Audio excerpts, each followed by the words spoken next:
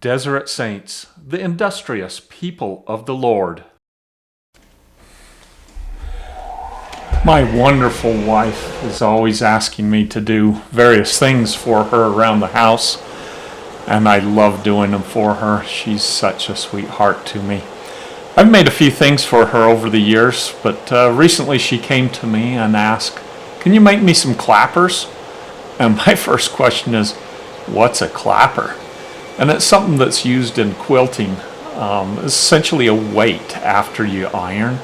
You put a board on it or a weight to hold the material in place as the material cools off and the steam is released from the material. And that keeps it in place as you've ironed it a little bit more permanently. And so I found some pieces of oak, which is perfect material to use to make some clappers for Marcy. And I started off with just a quick 1 hour time frame that I had during the week one day, and started to build her clappers, and started off with a few blocks of wood. Okay, so back at it on the clappers. Want to cut things out on the CNC. So there's a few things got to do first, but well, I already did them.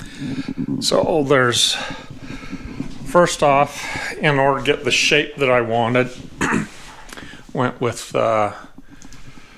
my Fusion 360 and designed kind of a handle in it. So you got kind of an oval top that she can just grab and pick it up with. Just cutting away that. That's actually done in 2 steps. First is with a end mill to clear out most of the material, and then the second is a ball mill to get this contour through here, the blue portion there. And then we'll come back into it, and the Aspire is actually better for lettering, but it's not very good at 3D contouring and stuff. So we're going to put a little pair of scissors and thimble and thread with Marcy's Creations. That's for my wife. I've put that on some other things in the past. So that's all programmed now.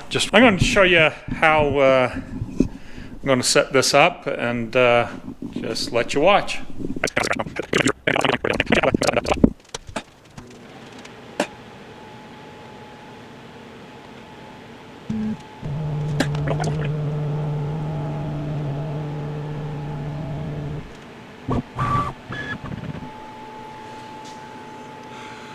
So the point is directly over that line, and from this way it's directly over that line.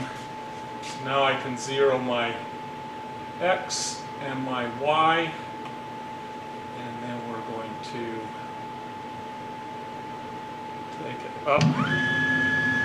We're going to change out the bit, and we're going to cut out the handle first and then contour it, and then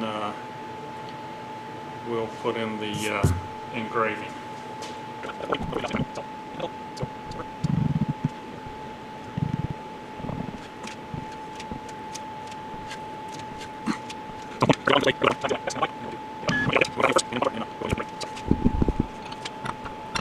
Okay, this is a nice little tool that allows you to find the height of the table and set your Z axis. And so here's a little tool for a touch plate. Let it come down, touch, it comes up, and the height of that plate to the wood is 1 inch, and so it sets the Z height. So if you don't know, this is X, this is Y, this is Z. So all the numbers in the computer are based on X, Y, and Z. Pick that up, and we're going to come over here. That's open. Shut this gate here.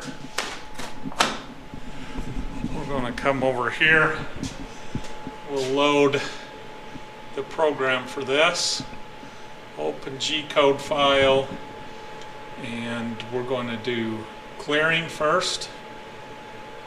Open. That brings up the file. Let me see how it's going to clear that up. So isometric. Yeah, we want to jog follow. Okay, so let's turn on our dust collector. And our spindle comes on. That spindle comes on okay. Spindle. And we're going to try and see if it works. So, time to start.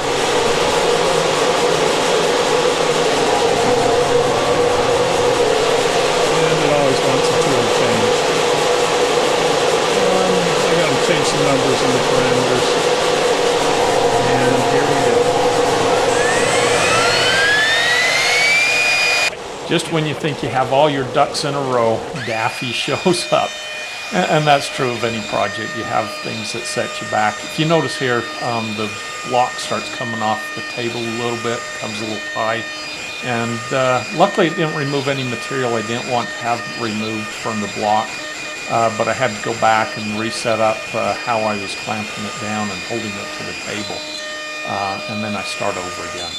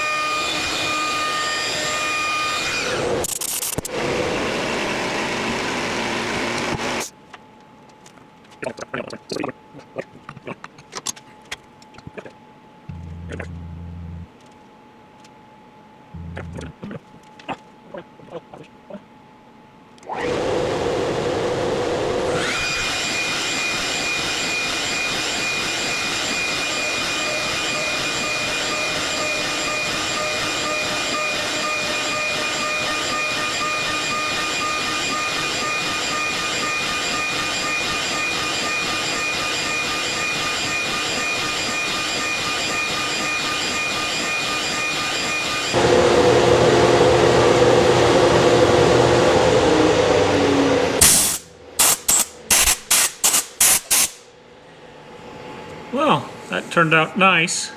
You can see with the ball, it just takes a little pass at a time. Moves over about 10,000ths of an inch each time. So that's about it's I think 15 thousandths. So it's probably like 5 sheets of paper at a time each time it moves. Comes around the corner, comes down, and then you can get these smooth contours. Touch up just a little bit with sandpaper and it will hide all the blemishes or get rid of the blemishes. So now I'm going to change over to my V bit, and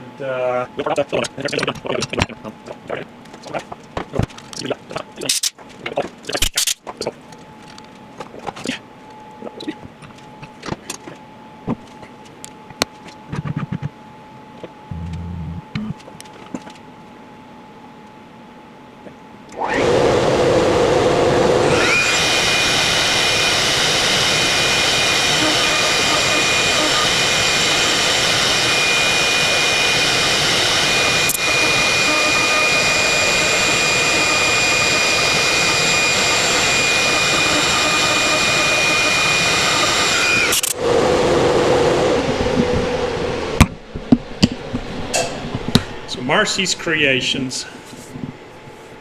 It's a little deeper than you thought, but let's sand that out and see what it looks like. But first I gotta get it off.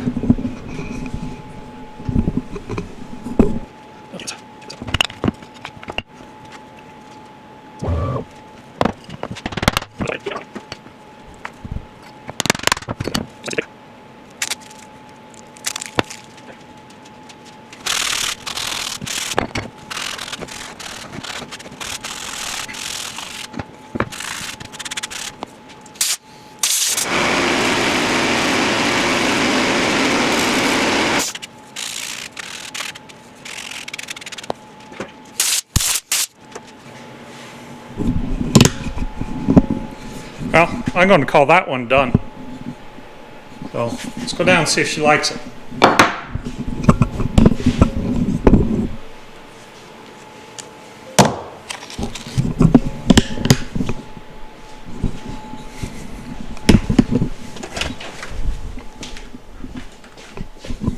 Here.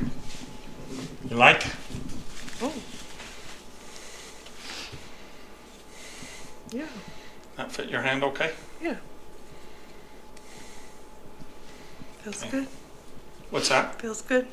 Okay, it's done. Sure. You just have the other. I don't want to put finish on it because Yeah. you're wanting it to absorb moisture. Mm-hmm.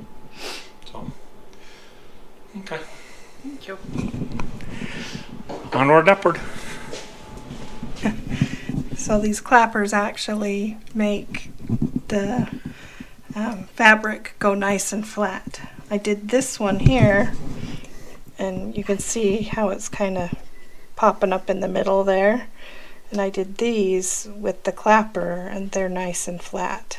And that's what you want when you're quilting. Show us how you use the clapper then.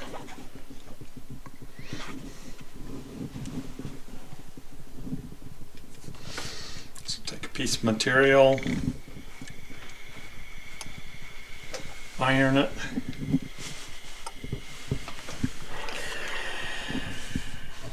Put the clapper on top of it. Let it cool under the clapper.